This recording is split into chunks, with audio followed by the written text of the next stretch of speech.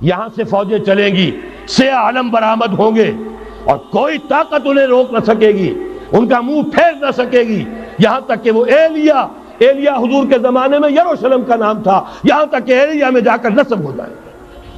گویا کہ یہ جو ہمارے ہاتھ سے نکلا ہے قبضے سے، پہلے بھی عربوں کے ہاتھوں سے نکلا تھا بیت المقدس، یروشلم، عرب واپس نہیں لے سکے تھے، کرد خون صلاح الدین ایوبی اس نے واپس لیا، عربوں میں دم نہیں رہا تھا، عیاشیوں کی وجہ سے کھوکھلے ہو چکے تھے۔ میں تجھ کو بتاتا ہوں تقدیر امم کیا ہے، شمشیر و سنا اول، طاؤس و رباب آخر۔ یہی وجہ ہے کہ تقریباً 20 صدی کے بعد ان کی حکومت ختم۔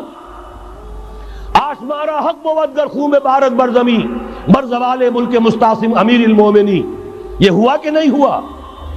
جبکہ آئے ہیں تاتاری ہورڈز، اور جنہوں نے کہ آخری خلیفہ بنو عباس اسے محل میں سے نکالا، ایک کھال کے اندر لپیٹ کر اور اپنے گھوڑوں کے سوؤں تلے کچل دیا۔ عرب معزول کر دیے گئے تھے، لیکن اب دوبارہ عربوں کو جب سہارا ملا ہے، لیکن اب بھی انہوں نے کہیں اسلام قائم نہیں کیا۔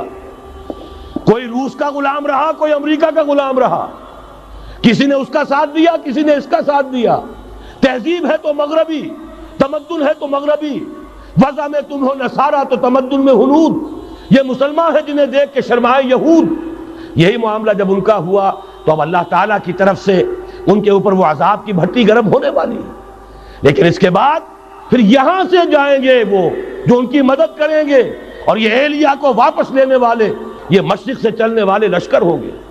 یہ اسی علاقے میں جب انقلاب آ جائے گا، یہ علاقہ خراسان اور پاکستان، جب یہاں نظام خلافت قائم ہوگا، یہاں سے اسلام کی توسیع ہوگی، اور یہاں سے جانب مشرق ہند اور جانب مغرب یہ جو یہودیوں کا سیلاب آ رہا ہے، ان دونوں کا مقابلہ کرنے کے لیے انشاءاللہ العزیز، ورنہ یہ اصابتان جو ہے ایک حدیث میں جمع کرنے کی کوئی اور حکمت ہو نہیں سکتی، ورنہ تو ہندوستان پہ کئی لشکر آئے ہیں۔ لیکن یہ کہ در حقیقت اسی وقت جبکہ عالم عرب میں وہ بھٹی دہکے گی، اسی وقت یہاں انقلاب آ چکا ہوگا۔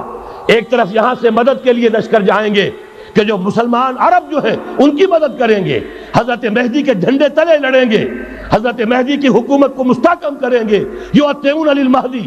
دوسری طرف وہ ہندوستان کی طرف پیش قدمی کریں گے، اور یہیں سے جیسے اس وقت سیلاب نکلا تھا جزیرہ نما عرب سے، ایک داہنی طرف ایک بائیں طرف، ایران، افغانستان، ترکستان، ادھر مصر، لیبیا، الجزائر، مراکش، موریطانیہ، اسی طریقے سے انشاءاللہ اسی علاقے سے اس کا آغاز ہوگا اور بات آگے بڑھے گی۔ تو غرض اصل حاصل کیا ہے؟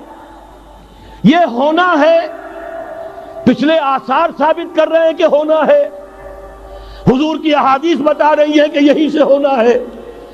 ہوا صرف یہ ہے ہم بھٹک گئے، ہمیں اپنی منزل یاد نہ رہی۔ میں تو بہرحال ان لوگوں میں سے ہوں جنہوں نے نعرے لگائے تھے پاکستان کا مطلب کیا، لا الہ الا اللہ۔ میں سن 46 میں یہاں حبیبیہ ہال میں قائد اعظم نے مسلم اسٹوڈنٹ فیڈریشن کے جس اجلاس کو خطاب کیا تھا، ضلع حصار سے جو 2 ڈیلیگیٹ آئے تھے ان میں سے ایک میں تھا۔ میں نے بہرحال اس تحریک میں بھی حصہ لیا ہے، ایک ننھے کارکن کی حیثیت سے لیا ہے، پھر حالات کو بدلتے اپنے آنکھوں سے دیکھا ہے، ہم کہاں سے کہاں جا پہنچے ہیں۔